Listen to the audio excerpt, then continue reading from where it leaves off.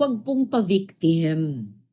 Ang hinihingi lang sa inyo ay humarap sa mga legal na proseso, kasama ang proseso ng Senate investigation. Huwag niyo pong dalhin sa lengguwahe ng patayan, kahit yan ang nakasanayan niyo. Our next hearing is on March 5, and if Mr. Quiboloy does not show up, I will cite him in contempt and have him arrested.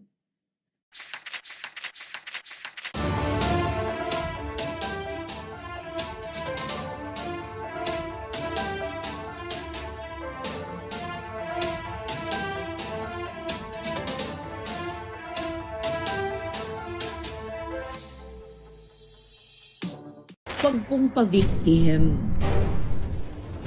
Ang hinihingi lang sa inyo ay humarap sa mga legal na proseso, kasama ang proseso ng Senate investigation. Huwag niyo pong dalhin sa lengguwahe ng patayan, kahit yan ang nakasanayan niyo. Our next hearing is on March 5, and if Mr. Quiboloy does not show up, I will cite him in contempt and have him arrested.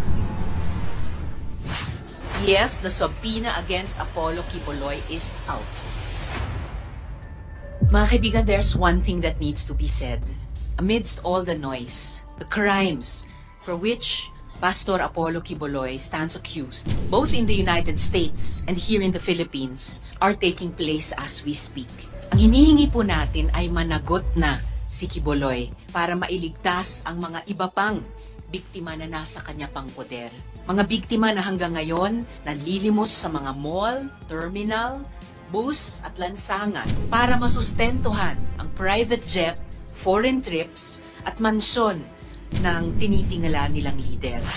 Hanggang kagabi na ako saan nagpapalimos. Pero yung amin pong sinusulisit, tingnan ninyo ang humanitarian na ginagawa namin. Ni 5 wala kaming ninanakaw. Yung mga volunteers ko, walang sweldo, araw at gabi, sapagat nakikita namin ang mga kabataang Pilipino, pinabayaan ng mga politikong yan. Kami po nagsasacrifice para mapakain sila, mapaaral, na wala pong bayad. Mga babae at menor de edad na dahil yan daw ang kanilang sakripisyo para sa Diyos Ama. Ako po ay hindi nag-asawa. Ngayon, inaakusahan ako ng napakaraming babae. Ito po ang kasalanan ko.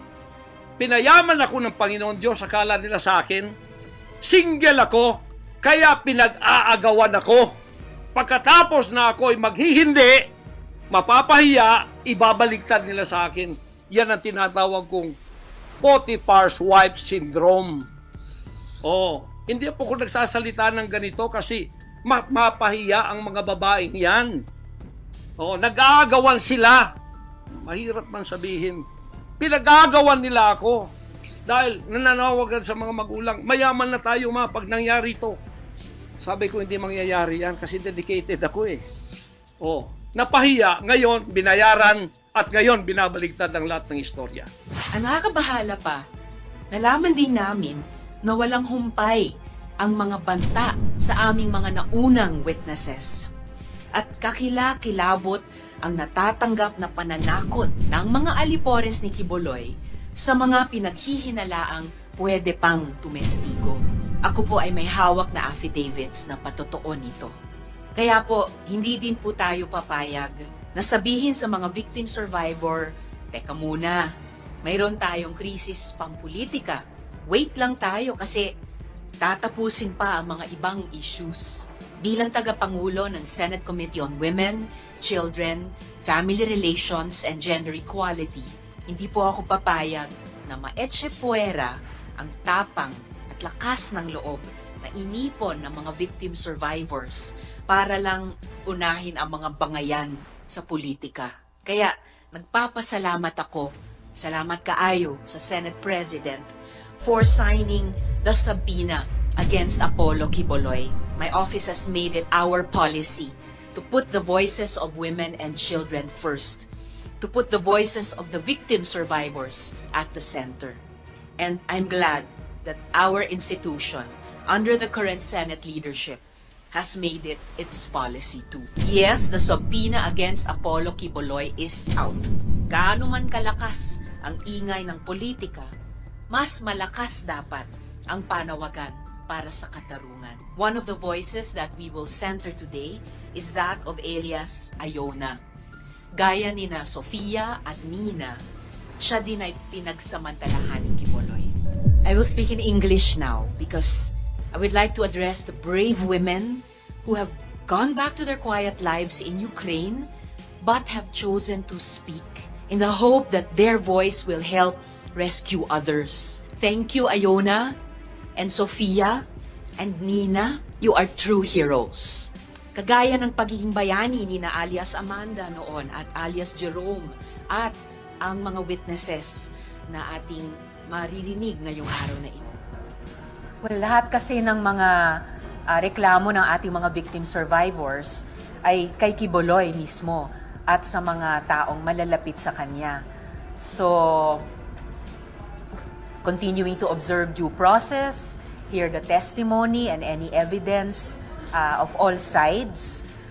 Pero nakikita at naririnig ko naman sa unang dalawang pagdinig pa lamang ang bigat, ang timbang ng mga testimonya na nagko-corroborate pa sa isa't isa at mga ebidensyang hinaharap ng ating mga victim survivors laban kay Quiboloy.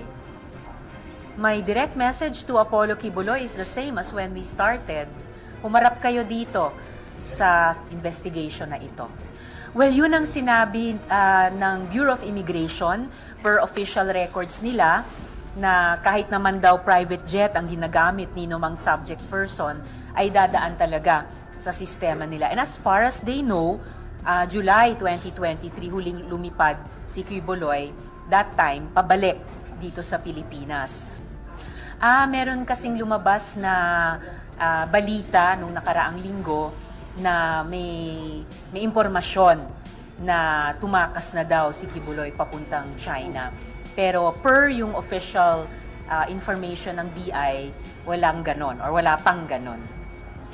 Dapat talaga, anuman ang mangyari, dumalo si Quiboloy sa Senate hearing bilang sa huli, pagrespeto sa dinedma niya nung una ng dalawang investigasyon, o magpakita na siya ng respeto sa Sampina ngayon kasi mas mabigat na ito. Sarili kong bansa, ako po ay nagtatago sapagkat liligwakin ako ng ganun-ganun na lang. Walang extradition process na gagawin. Di po ba sa atang sariling bansa, ang aking constitutional rights nawala na? Sapagkat ako po ay binigay na sa kamay ng mga banyagang ito ng ating sariling gobyerno ni Pangulong Marcos at ni First Lady Araneta Marcos. Huwag kayong magkaila kung totoo itong sinasabi ko.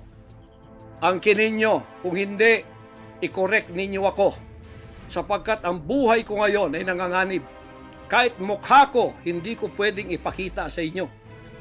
Sapagkat ako ay binigay na ninyo sa kamay ng mga Amerikano. At gagawin nilang gusto lang gawin sa akin sa aking sariling bansa. Huwag pong pa-victim. Ang hinihingi lang sa inyo ay humarap sa mga legal na proseso. Kasama ang proseso ng Senate investigation. Huwag niyo pong dalhin sa lengguwahe ng patayan. Kahit yan ang nakasanayan niyo. Our next hearing is on March 5. And if Mr. Quiboloy does not show up, I will cite him in contempt and have him arrested. Huwag kang feelingero. Akala mo ay hinahabol ka ng mga kababaihan. Hinahabol ka dahil sa accountability mo at pananagutan mo sa mga kababaihan. At dito naman sa House of Representatives, sa March 12, mukhang nakatakda yung Committee on pagdinig sa SMNI franchise doon sa Committee on Legislative Franchise. Sumarap ka kasi marami kaming mga tanong kaugnay doon sa yung sa ownership ng SMNI at doon sa siyempre mga registration nito nakaugnay doon sa at siyempre yung mga ilan sa mga nakikita natin na paglabag doon sa batas kaugnay ng prangkisa. Kaya harapin mo yung accountability mo, Pastor Quiboloy. with due respect, no? Wag ka masyadong filingero na hinahabol ka ng mga kababaihan at pinagmamalaki mo yung kayamanan, 'di ba? So, yun po. Ano to, no? Most wanted na ng FBI ito, no? Na nakikita natin na talagang talagang feeling niya pa nagtatago siya dahil meron daw siyang mga death threat or whatever. Meron naman tayong meron naman tayong rule of law, meron tayong korte. Kung feeling mo ikaw ay pinagbabantaan. So, katulad ng ginawa ko nung may pagbabanta sa akin, nagpunta ako sa korte. So, ganun din yung gawin mo at humarap ka talaga doon sa mga pagdinig sa Senado at sa House of Representatives dahil ang ginagawa naman namin ay in aid of legislation at hindi ito criminal court. So, si Kibuloy ay pinaghahanap pa rin ngayon. So, ang mga sinasabi niya, sabi niya, nang nakaraan, hinggil sa mga rape cases laban sa kanya, madami raw kasing mga babae ang pinag-aagawan siya. Sa totoo lang po, kaya po hinahanap o hinahabol si Kibuloy ay dahil napakaraming mga kababaihan at bata ang naging biktima ng kanyang malawak na human trafficking scheme. Yun po ang mga naghahanap sa kanya. Yung mga alleged, inaakusahan siya ng rape cases. Siya po ay naghahanap po sa kanya para makahanap ng hustisya. Suggestion po namin, humarap siya sa Kongreso, humarap siya sa Senado, lalo na sa mga pagdinig kaugnay ng mga kasong ito. Maraming salamat. Po ang banat ngayon ni Kabataan Party List Representative sa nangyayaring ito nga kay Kibuloy. Patago-tago, aminado. May video na lumabas na kuno nga ay may banta sa buhay ni Kibuloy. Talaga lang. Yung feeling nyo, above the law kayo at kaya niyong baliin ang batas. Sabi niyo, nasa katotohanan kayo. Nasa inyo ang batas, nasa inyo ang Panginoon, okay? Nasa side kayo ng katotohanan. Pero bakit kayo nagtatago? At bakit kayo pagbabantaan kung puro kabutihan naman ang ginawa nyo? Hindi, mali. Wala kayong ginawang kabutihan. Sige, sabihin na natin may banta sa inyo. Pero yun po sigurado yung mga tao, yung publiko na hindi na matiis yung kademonyuhan nyo. Marami kasi kayong biktima marami kayong napahamak. Pero ako pa rin ay naniniwala na yung sinasabing banta nga natong si Kibuloy or kay Kibuloy kuno ay drama lang, paawa lang. Ano ba? Paawa. 'Di ba? Appointed son of God. Tapos ganito na ngayon. Ano 'yon? Siguro naiisip nga niya na abay lumiliit ang kanyang mundo. Doon nagsisimula lahat yan. Lumiliit ang mundo, ang ibig sabihin, unti-unting nawawala sigurado ang kanyang mga taga-suporta. Nagsisimula yan sa malalaking tao na suportado siya. Nandiyan pa rin siyempre si Robin Padilla, Sara Duterte, si Digong siyempre. Pero these people na binanggit natin ay parang wala na rin naman kasi. Ibig sabihin, wala na rin magagawa sa kasong ito ni Kibuloy. Kaya siguro na realize na nga natin si Kibuloy na his end is coming near. Good luck. I am sure God will protect him. Kabataan Party List Representative Raul Manuel Tises, self-proclaimed appointed son of God, Pastor Apollo Kibuloy, who claims to be facing a death threat. Ayun, meron daw death threat. Napanood ko yung video na itong si Kibuloy. Hindi daw siya lalabas, aminadong nagtatago. Kung saan man siya nagtatago ngayon, bahala siya. Pero yun nga, clearly, sana sa publiko na ang katulad ni Kibuloy na patago-tago ay may kasalanan, ay guilty. Yun naman yun I'm sure God will protect him from a kill plot if it's real. O sige nga, sino?